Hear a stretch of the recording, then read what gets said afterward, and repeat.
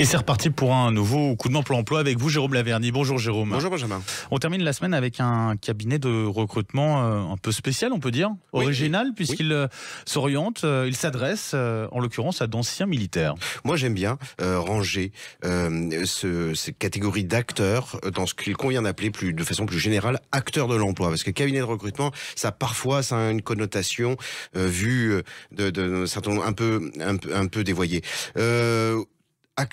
Protagonisme très précieux parce que bien évidemment le recrutement étant particulièrement difficile, tout secteur confondu, eh bien ces cabinets de recrutement qui pour le coup acteurs de l'emploi vont être spécialisés, sont très recherchés pour les entreprises, sont une manne, en somme sont une pépite. Donc cet acteur de l'emploi, vous l'aurez compris avec la référence de Jérôme, elle s'appelle La Pépite et on est avec son fondateur. Bonjour Clément Tétu.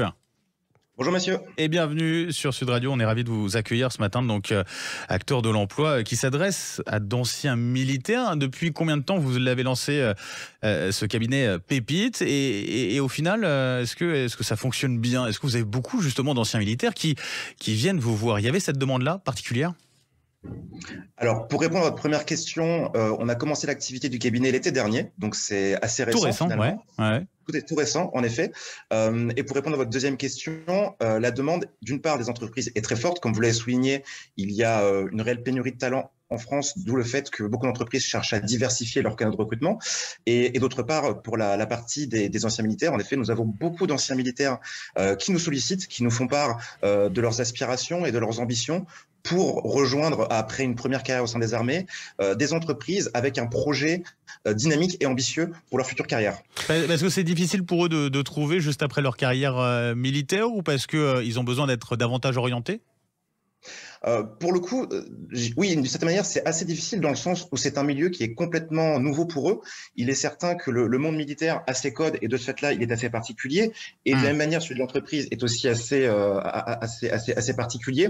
Donc, le point plutôt, c'est d'arriver à leur finalement ouvrir leur chakra, à ouvrir le champ des possibles pour qu'ils prennent en compte l'étendue du marché du travail et toutes les opportunités qu'il y a pour des profils comme eux. Jérôme Laverny. La particularité de l'ère du temps, on l'a dit assez à cette antenne, c'est que tous les secteurs sont touchés par les difficultés de recrutement et tous les postes également, particulièrement ceux de manager. Alors effectivement, quelqu'un qui vient de l'armée, qui a eu sans doute aussi peut-être des responsabilités, est-ce que c'est un gage de quoi que ce soit pour une entreprise? Et est-ce que vous le percevez comme une attente correspondant à ces postes, à cette perspective managériale?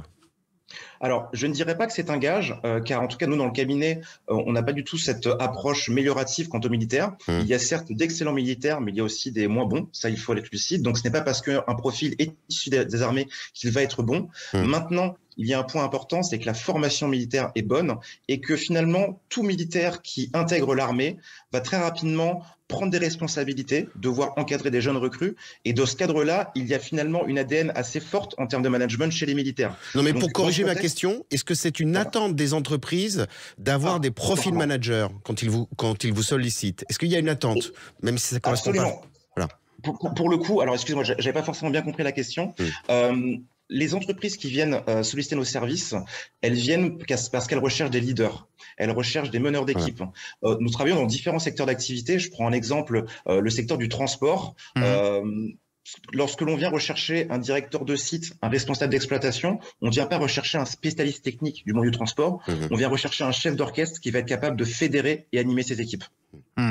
Vous parliez notamment des transports, sur quel secteur en particulier justement vous travaillez du côté de Pépite? Finalement, on se refuse aucun secteur. Maintenant, pour vous brosser un portrait, cela va du luxe en passant par la grande distribution, la logistique, les services aux entreprises, le yachting. C'est vraiment extrêmement large. Il y a vraiment de tout.